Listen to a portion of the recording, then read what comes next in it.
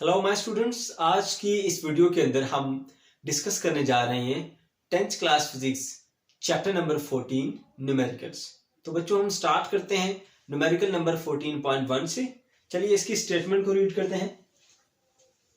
A current of 3 milliampere is flowing through a wire for 1 minute. 3 milliampere का current pass करता है किसी wire से 1 minute के लिए। What is the charge flowing through it? इसमें से कितना चार्ज फ्लो कर रहा है? तो बच्चों सबसे पहले आप डाटा लिखेंगे।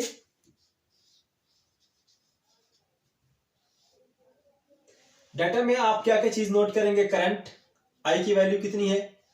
3 मिली एम्पेयर।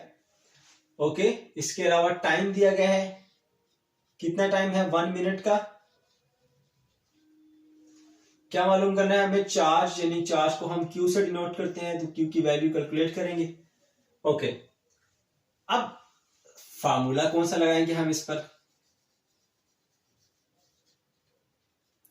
बच्चों आप देख सकते हैं कि आई, टी और क्यू से मिलके हमारे पास करंट का फॉर्मूला बनता है, जो कि I is equals to Q divided by T होता है। लेकिन वैल्यूज प्लग इन करने से पहले हम इसको चेंज कर देंगे मिली एम्पेयर को एम्पेयर में।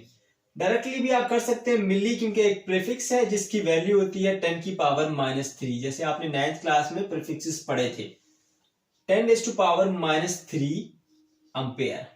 इसी रिस्पेक्ट से जो मिनट है उसको आप सेकंड में चेंज करेंगे बच्चों। तो 1 मिनट में कितने सेकंड होते हैं? 60 सेकंड्स होते हैं। यहां पर क्या करेंगे आप, क्योंकि आपने चार्ज की वैल्यू कैलकुलेट करनी है, टी नीचे डिवाइड हो रहा है, इक्वल से इस तरफ आके हो जाएगा multiply, I multiply by T is equals to Q. Okay, अब करंट कितना है? 3 मल्टीप्लाई बाय 10 की power -3 ampere, multiply by time कितना लगा इसको? 60 सेकेंड्स। तो आप इनको मल्टीप्लाई करेंगे तो आंसर आएगा 180 multiply by 10 to power -3 coulomb charge. तो बच्चों ये आ गया हमारा आंसर। आसान सा न्यूमेरिकल है पहला। अब हम बढ़ते हैं अपने सेकंड न्यूमेरिकल की तरफ। 14.2 At 1 lakh ohm, how much resistance flow through your body if you touch the terminal of 12 volt battery? If your skin is wet, so that your resistance is only 1000 ohm, how much current would you receive from the same battery? बच्चों इस numerical के अंदर दो situations बन रही हैं। एक situation जब आपकी बॉडी ड्राई है और दूसरी सिचुएशन जब आपकी बॉडी वेट है। ठीक है, ड्राई बॉडी की रेजिस्टेंस कुछ और होती है, वेट बॉडी की रेजिस्टेंस कुछ और होती है। यहां पर बताया गया है कि जो ड्राई बॉडी है उसकी जो रेजिस्टेंस है 1 लाख ओम है, और वेट बॉडी की रेजिस्टेंस कितनी है हमारे पास? सिर्फ 1000 ओम। दोनों सिचुएशन में अगर 12 वोल्ट की बैटरी को टच किया जाए तो बॉडी से कितना करंट फ्लो होगा वो हमें कैलकुलेट करना है। तो चलिए मालूम करते हैं। बच्चों सबसे पहला केस में आप ये मान लें कि जो रेजिस्टेंस दी गई है उसको आप R1 कह दें। R1 रेजिस्टेंस कितनी है हमारे पास? 1 लाख ओम। ये रेजिस्टेंस आ गई। और वोल्टेज कितनी है जिस बैटरी को टच करना है? V is equal to 12 volt. अब आपकी बॉडी से कितना करंट पास करेगा? लेट सपोज कि वो उसको आप I1 कह दें। ठीक है, I1 की वैल्यू आपने मालूम करनी है। ओके, तो यहां पर आपको नजर आ रहा होगा R, V और I। तो ओहम लॉ हम यूज करेंगे क्योंकि V is equal to IR, उसी के अंदर ये दोनों गिवन वैल्यूज और रिक्वायर्ड वैल्यू आ रही हैं। हम हमेशा वो फॉर्मूला यूज करते हैं जिसके अंदर हमारी गिवन वैल्यूज और हमारी रिक्वायर्ड वैल्यूज दोनों पाई जाती हैं। तो फॉर्मूला बच्चों आप यहां पर यूज करेंगे V is equal to IR का। ठीक है, अब क्योंकि आपको I की वैल्यू कैलकुलेट करनी है तो I is equal to V divided by R होगा। इस सिचुएशन को आप यूज करेंगे। ओके, तो according to these values I1 जो है वो हमारे पास इक्वल हो जाएगा V divided bye R1। Okay, तो V की वैल्यू कितनी है? 12 वोल्ट है। और R की वैल्यू कितनी है? R की वैल्यू हमारे पास 1 लाख ओम है। इसको चाहें तो आप साइंटिफिक में भी चेंज कर सकते हैं बच्चों। तो ये हो जाएगा जी हमारे पास 12 डिवाइडेड बाय 10 टू पावर 5, ये वोल्ट और ये ओहम। ठीक है, तो आप कैलकुलेटर से इसको डिवाइड करेंगे तो आपको क्या आंसर मिलेगा, 1.2 मल्टीप्लाई बाय 10 की पावर -4 एम्पेयर। ठीक है, इतना करंट जो है वो बॉडी से पास करेगा। ओके, सेकंड केस में अब हम ये मान लेते हैं कि जो रेजिस्टेंस है उसको आप R2 कह लें। Let this resistance is R2। जब बॉडी जो है वो ड्राई है, सॉरी वेट है, तो वेट की सिचुएशन में कितनी होती है रेजिस्टेंस, 1000 ओहम रेजिस्टेंस होगी उसकी। अब उसकी बॉडी में से कितना करंट फ्लो करेगा, I2 की वैल्यू हमें मालूम करनी है, जबकि वो सेम बैटरी हमने वोल्टेज चेंज नहीं किया, 12 वोल्ट की बैटरी है तो 12 वोल्ट ही यहां पर VB होगा। ओके, तो अब हम देखेंगे कि इसमें से कितना करंट फ्लो करेगा। सेम फॉर्मूला I के लिए, I is equal to V divided by R हमने जो यूज किया था, यहां पर I2 लिखेंगे तो यहां पर R2 लिखेंगे। I2 is equal to voltage कितने हैं, 12 वोल्ट, और ये नीचे आ जाएगा हमारे पास 12 वोल्ट डिवाइडेड बाय 1000 ओहम। तो बच्चों आप इसको कैलकुलेटर से डिवाइड करेंगे, आप पहले यूं भी लिख सकते हैं, 10 डिवाइडेड बाय पावर 3 हो जाएगी, ठीक है, वोल्ट बाय ओहम। तो I2 की वैल्यू आपको मिलेगी 1.2 मल्टीप्लाई बाय 10 की पावर -2 एम्पेयर।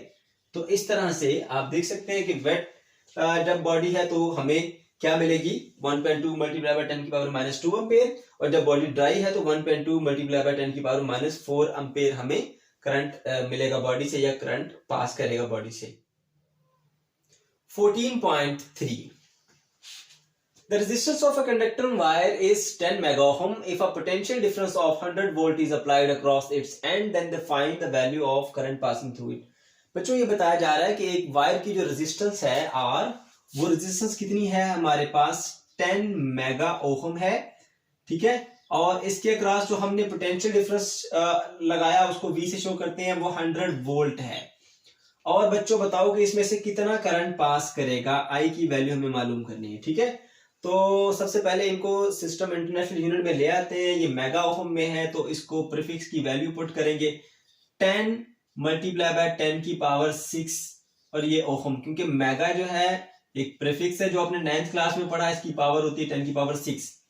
तो ये 10 की पावर 1, ये 10 की पावर 6, दोनों बेसिस सेम है, मल्टीप्लाई हो रही हैं, तो बेस 1 बना के पावर को ऐड कर देंगे, 6 + 1 7, नहीं तो कैलकुलेटर से आप दोनों को मल्टीप्लाई करेंगे तो ये मिलेगा ओहम्स के साथ। ओके, तो यहां पर 100 वोल्टेज को आप लिख सकते हैं 10⁻²2 वोल्ट। करंट की वैल्यू हमें मालूम करनी है। तो बच्चों गिवन और रिक्वायर्ड को देखते हुए हम ओहम लॉ का फॉर्मूला यहां पर यूज करेंगे। Formula ohm law V is equal to I R, जबकि हमें वैल्यू मालूम करनी है I की, R जाके उस तरफ हो जाएगा divide, I is equal to V by R। अब बच्चों V की वैल्यू कितनी है हमारे पास, 10 की पावर 2 वोल्ट, और साथ ही साथ R की वैल्यू कितनी है, 10 की पावर 7 ओहम, ये देखिए, ठीक है, and that is equal to I। तो आप इनको डिवाइड करते हैं।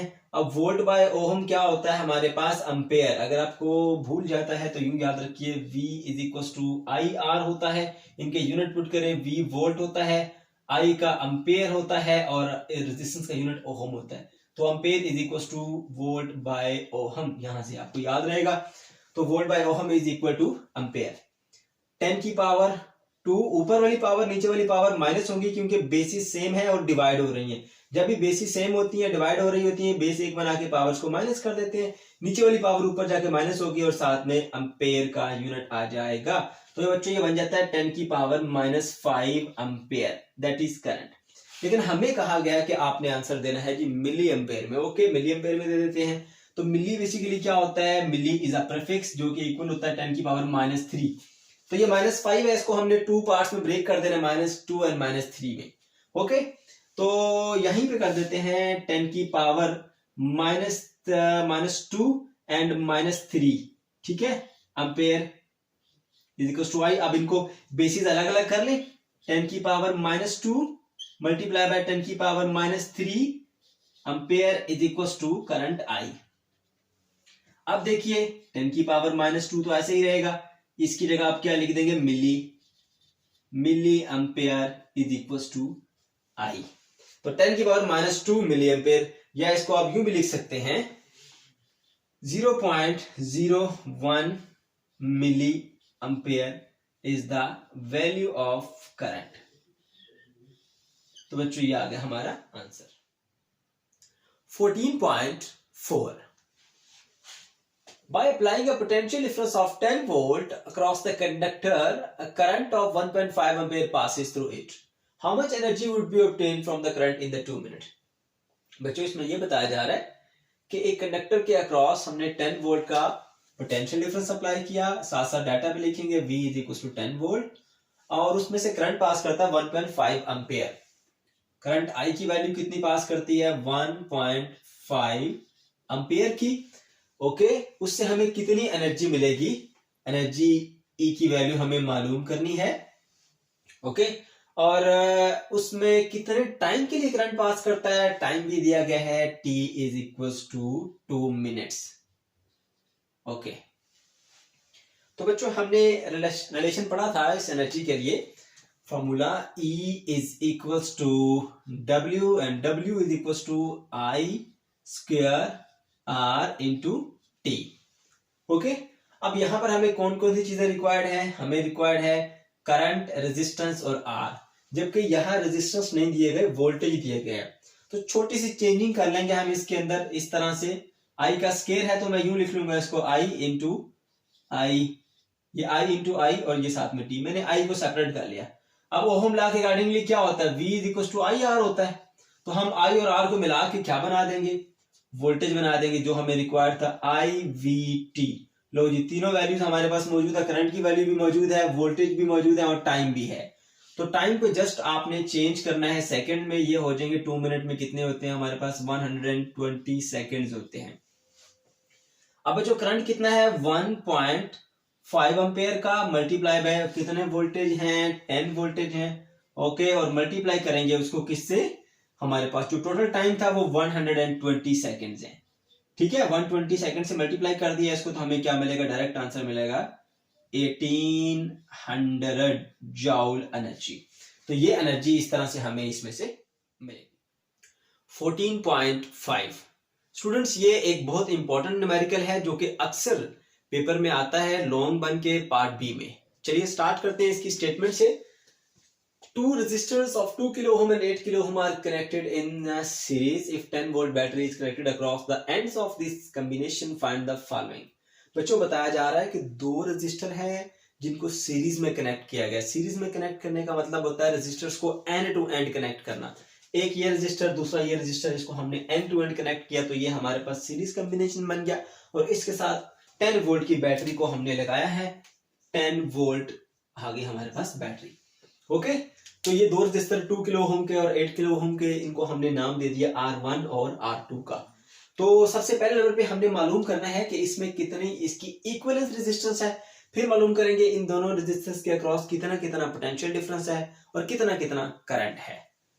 तो चलिए स्टार्ट करते हैं पार्ट 1 से। पार्ट 1 में बच्चों हमने क्या करना है? इसकी इक्विवेलेंस रेजिस्टेंस मालूम करनी है। इक्विवेलेंस रेजिस्टेंस, इन दोनों के रेजिस्टेंस के नाम क्या है? R1 is equal to 2 kilo ohm और बच्चों R2 हमारे पास है 8 किलो ओम। तो equivalence resistance in series combination में फार्मूला होता है R1 प्लस R2, यानी सिंपली इन रेजिस्टर्स को आप ऐड कर देंगे तो आपको क्या वैल्यू मिलेगी? 2 kilo ohm plus 8 kilo ohm, तो आंसर मिलेगा 10 किलो ओम। तो बच्चों इक्विवेलेंस रेजिस्टेंस कितनी आ गई? 10 किलो ओम। दूसरी बात यह है कि सीरीज कॉम्बिनेशन में अगर रेजिस्टर्स कनेक्टेड होते हैं तो उनमें से same amount of current pass करता है। अगर आपको इसमें कंफ्यूजन है, ये कंसेप्ट आपका क्लियर नहीं है कि डिफरेंट रेजिस्टर्स होने के बावजूद इसमें से सेम करंट क्यों पास करता है, तो आप इस वीडियो को यहीं पॉज कीजिए और जाइए योर क्वेश्चंस की प्लेलिस्ट में और वहां जाके इस वीडियो को देखिए। पहले क्लियर कीजिए इस कंसेप्ट को कि क्यों डिफरेंट रेजिस्टर्स होने के बावजूद सेम करंट पास करता है, तो आपका कंसेप्ट क्लियर हो जाएगा। ठीक है, तो हम यहाँ पे सिर्फ यही कहेंगे कि इसमें same amount of current pass करेगा क्योंकि रेजिस्टर सीरीज में कनेक्टेड है। ओके, अब हम मालूम करते हैं जी इसमें नंबर 2 क्वेश्चन, यानी इनके अक्रॉस कितना कितना करंट होगा। मैंने इसलिए लिखा I और I सेम करंट पास करेगा। I करंट इसमें से पास करेगा, I करंट इसमें से, और वही पूरे सर्किट से घूम के आएगा। ओके, तो बच्चों पूरे सर्किट की रेजिस्टेंस कितनी है? RE कितनी है? 10 किलो ओम और उसमें से करंट पास करता है वो हमें मालूम करना है। पूरे सर्किट को जो वोल्टेज हमने दी है वो कितनी है 10 वोल्ट। तो ओहम लॉ को यूज करते हुए हम इसको सॉल्व करेंगे। V is equals to I, R होता है इसमें, R इक्विवेलेंस रेजिस्टेंस है, I टोटल करंट सर्किट का और V टोटल वोल्टेज। तो कितना वोल्टेज हमने दिया जी इसको 10 वोल्ट और करंट हमें मालूम करना है। R E की वैल्यू कितनी है 10 किलो ओहम। तो बच्चों I की वैल्यू निकालने के लिए क्या करेंगे 10 volt divided by 10 kilo ohm. अब आपको मैं ये बता दूं कि V इक्वल होता है I इंटू आर के। अब V क्योंकि आई आर के इक्वल होता है तो V का unit volt, potential difference current का यूनिट एम्पेयर और हमारे पास जो रेजिस्टेंस होता है उसका यूनिट होता है ओहम। ठीक है, तो V is equal to ampere into ohm होता है। इसी रिस्पेक्ट से जो एम्पेयर की वैल्यू है वो क्या होती है वोल्ट बाय ओहम। ठीक है, ये वैल्यूज आपने याद रखनी है। जब यहां पर देखें वोल्ट बाय ओहम लिखा है तो उसकी जगह पे आपने एम्पेयर लिखना है। तो 10 से कट गया तो 1 डिवाइडेड बाय के की वैल्यू होती है 10 पावर 3। ठीक है ना। अब वोल्ट डिवाइडेड बाय ओहम, देखो बच्चों ये 10 की पावर 3 कहां से आया के की वैल्यू, के एक प्रीफिक्स है जिसकी वैल्यू होती है 10 की पावर 3। अब ये बन गया एम्पेयर V बाय ओहम। तो 1 डिवाइडेड बाय 10 की पावर 3 हम यूं लिख देते हैं 1 मल्टीप्लाई बाय 10 की पावर -3। तो ये बन जाएगा मिली एम्पेयर, क्योंकि 10 की पावर -3 होता है milli. 1 milliampere is the current that is passing through both of these resistor. इसमें से भी 1 मिली एम्पेयर पास करेगा, इसमें से भी 1 मिली एम्पेयर करंट पास करेगा। अब बच्चों बात आती है पोटेंशियल की। सीरीज के अंदर अगर हमने इनको कनेक्ट किया है तो इनके अक्रॉस जो पोटेंशियल डिफरेंस होता है वो अलग अलग होता है। यहां पर कुछ और पोटेंशियल होगा, यहां पर कुछ और पोटेंशियल होगा। ओके, चलिए उसको कैलकुलेट करते हैं। यहां पर V1 की वैल्यू हमें मालूम करनी है। V1 की क्या वैल्यू है, ठीक है, और साथ में रेजिस्टेंस की वैल्यू दी हुई है। R1 कितना है 2 किलो ओहम, जिसको हम यूं लिखेंगे 10⁻³ ओहम। साथ ही साथ बच्चों हम क्या करेंगे यहाँ पे करंट की वैल्यू भी लिख देंगे। करंट की वैल्यू कितनी है 10⁻³ एम्पेयर, क्योंकि मिली एम्पेयर था तो उसको हम 10⁻³ एम्पेयर लिख सकते हैं। ओहम लॉ को यूज करेंगे। यहाँ पे V is equal to I R होता है। यहां पर V क्या है V1, यहां पर R क्या है R1, यहां पर करंट क्या है I। तो V is equal to IR1। Current की value 10⁻³ ampere multiply by resistance की वैल्यू कितनी है बच्चों हमारे पास 2 मल्टीप्लाई बाय 10⁻³ ओहम। ओके, ये देखिए ये 2 को शुरू में लिखे, 10 और 10 दोनों बेसिस सेम है, मल्टीप्लाई हो रही है, तो बेस 1 बना के पावर्स को हम ऐड कर देंगे, -3 +3 और साथ में आ जाएगा ओहम। ओके, तो -3 + 3 कट के 0 हो जाएगा। 2 multiply bye 10⁻0 ohm into ampere भी है साथ में ये वाला। तो बच्चों ओहम इंटू एम्पेयर किसके इक्वल होता है वोल्ट के। 10⁻0 किसी भी नंबर की पावर 0 हो 1 और ये बन गया वोल्ट। तो 2 × 1 2, तो यहां पर V1 पे हमें मिलेंगे 2 वोल्ट। इसी रिस्पेक्ट से जब हमने इस रेजिस्टर पे कैलकुलेट करने हैं तो यहां पर क्या करेंगे जी आप इसको लिख देंगे V2 की वैल्यू हमें मालूम करनी है। यहां पर रेजिस्टेंस क्या है R2 कितनी है जी 8 मल्टीप्लाई बाय 10⁻³ ओहम, क्योंकि किलो का मतलब होता है 10⁻3। करंट यहां पर कितना पास कर रहा था 1 मिली एम्पेयर यानी 10⁻³ एम्पेयर, इसको मिली कहते हैं ना। यहां पर भी ओहम लॉ यूज करेंगे बच्चों। V2 की वैल्यू मालूम करनी है। V2 is equal to IR2। Current कितना है 10⁻³ एम्पेयर। ओके, तो रेजिस्टेंस की वैल्यू कितनी है 8 मल्टीप्लाई बाय 10⁻³ ओहम। यहां देखिए 10⁻³ 10⁻³ एक माइनस में एक प्लस में, बेसिस सेम है, मल्टीप्लाई हो रही है, बेस 1 बन जाएगी, पावर ऐड होने की -3 + 3 मल्टीप्लाई ये वाला 8 और एम्पेयर इंटू ओहम किसके इक्वल होता है वोल्ट के। ओके, ये बन गया 10⁻0 मल्टीप्लाई बाय 8 वोल्ट। ये 1 बन जाता है, किसी भी चीज की पावर 0 हो 1 होता है, तो बच्चों आंसर आएगा 8 वोल्ट। तो V2 आपको मिलेगा 8 वोल्ट। 15.6 बच्चों ये भी एक इंपॉर्टेंट क्वेश्चन है जो कि लॉन्ग में पार्ट बी के साथ आता है। Two resistors 6 kilo ohm and 12 kilo ohm are connected in parallel. दो रेजिस्टर हैं जिनको हमने पैरेलली कनेक्ट किया हुआ है, एक 6 किलो ओम का है और एक 12 किलो ओम का, जिसके साथ हमने 6 वोल्ट की बैटरी कनेक्ट की हुई है। बच्चों तीन चीजें यहाँ हमें मालूम करनी है कि इसकी इक्विवेलेंस रेजिस्टेंस कितनी होगी पैरेलल कॉम्बिनेशन में, इसमें करंट कितना होगा अलग अलग रेजिस्टर्स के अंदर, और पोटेंशियल डिफरेंस कितना कितना होगा। ओके, तो चलिए स्टार्ट करते हैं इसको। सबसे पहले हम नंबर 1 पार्ट की बात करते हैं, इक्विवेलेंस रेजिस्टेंस आर ई कितनी होगी इसके पास, आर ई। तो R1 कितना है, मान लें कि 6 किलो ओम है। R2 की वैल्यू कितनी है, 12 किलो ओम है। अब बच्चों पैरेलल कॉम्बिनेशन में जो हम मालूम करते हैं इक्विवेलेंस रेजिस्टेंस, उसका फॉर्मूला होता है 1/RE is equal to 1/R1 plus 1/R2, दो रेजिस्टर्स के लिए। ठीक है, यहां पर आप क्या करेंगे, वैल्यूज प्लग इन करेंगे। पहली वैल्यू कितनी है 6 किलो ओम की, प्लस दूसरी वैल्यू कितनी है हमारे पास 12 किलो ओम की, राइट, 1/RE। अब आप इसका एलसीएम ले लेंगे, लेकिन एलसीएम देना बहुत आसान हो जाता है अगर डिनोमिनेटर सेम हो जाए। तो क्यों ना हम इसको 2 से मल्टीप्लाई भी कर लें, डिवाइड भी कर लें, तो बन जाएगा 2/12 kilo ohm plus 1/12 kilo ohm. LCM देना आसान हो गया, डिनोमिनेटर एक जैसे, तो आप एक ही बना दीजिए 12 किलो ओम, और ऊपर वाला एज इट इज 2 + 1 लिख देंगे 1/RE। 2 + 1 कितना होता है 3, 3/12 kilo ohm is equal to 1/RE। लेकिन बच्चों हमें RE चाहिए, 1/RE नहीं चाहिए, दैट्स वाई हम रेसिप्रोकल लेंगे इसका। तो RE फिर आ जाएगा हमारे पास 12 kilo Om divided by 3, 3 1 the 3, 3 4 the 12, तो आ गया जी 4 kilo ohm is the equivalence resistance in this circuit. Okay, अब हम बात करते हैं इसकी पहले जो पोटेंशियल है, थर्ड पार्ट है पोटेंशियल में, लेकिन हम यहाँ पे पहले इसको मालूम कर लेते हैं क्योंकि इजी है बच्चों। जब पैरेलल कॉम्बिनेशन होता है तो जितने बैटरी वोल्टेज देती है वही वोल्टेज हर एक के अलोंग होते हैं, इसलिए V1 V2 वो सब बराबर होते हैं। ठीक है, इसके अक्रॉस वोल्टेज, इसके अक्रॉस वोल्टेज, और वही वोल्टेज होते हैं बैटरी के अक्रॉस। क्योंकि बैटरी 6 वोल्ट की है तो इस वक्त V1 की वैल्यू भी हमारे पास 6 वोल्ट होगी और V2 की वैल्यू भी हमारे पास 6 वोल्ट ही होगी, तो इसलिए ये वैल्यू सेम होगी हमारे पास। अब हम आते हैं इसके सेकंड पार्ट की तरफ। सेकंड पार्ट में बच्चों क्या मालूम करना है, हमने करंट मालूम करना है। ओके, यहां पर करंट की वैल्यू कितनी है I1, ठीक है ना। हम पहले बात कर लेते हैं I1 की। जब हमने I1 की वैल्यू मालूम करनी है, I1 कहां से पास कर रहा है, इस रजिस्टर से R1 से। R1 की वैल्यू कितनी है 6 किलो ओम, जिसको हम लिख सकते हैं 6 × 10⁻³ ओम।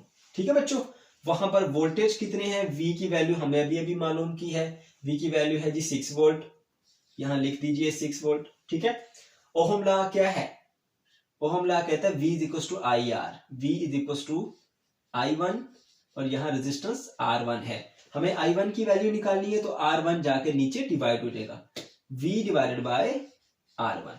तो बच्चों अब आप करेंगे वैल्यूज पुट, वोल्टेज कितने हैं 6 वोल्ट है हमारे पास, ठीक है, और 6 वोल्ट के साथ रेजिस्टेंस कितनी है, रेजिस्टेंस यहाँ पे है 6 kilo ohm, 6 × 10⁻³ ohm, and that is I1। मैं आपको पहले भी बता चुका हूं, फिर रिवाइज कर देता हूं। V = IR, ओहम लॉ है। V वोल्टेज, उसका यूनिट V होता है, करंट का यूनिट A होता है, रेजिस्टेंस का ओहम होता है। ठीक है, तो जब हमने करंट की वैल्यू निकालनी है, एम्पेयर का यूनिट A = क्या होगा, वोल्ट बाय ओहम यहाँ पर। तो वोल्ट बाय ओहम तो हमारे पास सीधा सीधा बन गया जी एम्पेयर, 6 जो है वो 6 से कट गया। अब ये रह गया 1 / 10⁻³ = करंट। इसको हम यूं लिख सकते हैं 1 × 10⁻³ एम्पेयर, ये आ गया करंट हमारे पास, जिसको हमने I1 का नाम दिया। ठीक है बच्चों, अब इसको मिली एम्पेयर भी लिख सकते हैं क्योंकि 10⁻³ क्या होता है milli, 1 milliampere is the current that I1। तो एक हमारा आंसर आ गया। अब लास्ट पार्ट है इसका, उसमें हमने क्या मालूम करना है, I2 की वैल्यू। I2 कितना है, जबकि I2 पास कर रहा है यहां से, उस रजिस्टर का नाम R2 है, वहां वैल्यू कितनी है 12 किलो ओम की, जिसको हम लिख सकते हैं 12 × 10⁻³ ओम। ठीक है बच्चों, यहाँ पे वोल्टेज V2 कितने हैं 6 वोल्ट। अगेन हम ओहम लॉ को ही यूज करेंगे, V is equal to I R होता है, ठीक है। तो V is equal to I2 R2 sorry, ठीक है। तो यहां हमें मालूम करना है I2 V डिवाइडेड बाय हो जाएगा R2। देखो करंट की वैल्यू मालूम करनी है, R2 इस तरफ आके हो जाएगा डिवाइड। वोल्टेज कितने हैं, 6 वोल्ट की बैटरी है, 6 वोल्ट, ठीक है। यहां पर लिख देते हैं इस तरफ 6 वोल्ट, और डिवाइडेड बाय रेजिस्टेंस कितनी है हमारे पास, 12 मल्टीप्लाई बाय 10 की power 3 ohm, and that is I2। अब बच्चों 6 1 द 6 और 6 2 द 12 होता है, ठीक है। तो ऊपर 1 बचा, नीचे 2 आया, ठीक है। और V बाय साथ में ये 10 की पावर 3 भी है। V बाय ओहम मैं बता चुका हूं क्या होता है, एम्पेयर होता है। तो ये बनेगा 0.5 इंटू 10 की पावर -3 एम्पेयर, क्योंकि वोल्ट बाय क्या होता है, एम्पेयर। अब यहां पे इसको मिली भी लिख सकते हैं, 0.5 milliampere is the current I2।